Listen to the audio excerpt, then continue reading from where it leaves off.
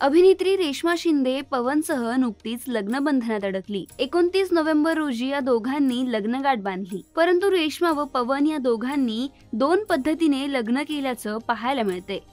आधी रेश्मा व पवन यांनी मराठमोळ्या पद्धतीने लग्न केलं। यावेळी दोघे मराठमोळ्या वेशात पाहायला मिळाले।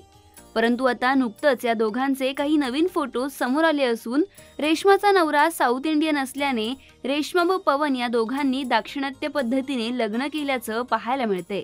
या फोटोंमध्ये रेश्माने दाक्षिणात्य पद्धतीची साडी नेसली असून त्यावर साजेसे असे दागिने परिधान केल्याचं पाहायला मिळते, तर पवन देखील दाक्षिणात्य पद्धतीच्या वेशातच पाहायला मिळत आहे।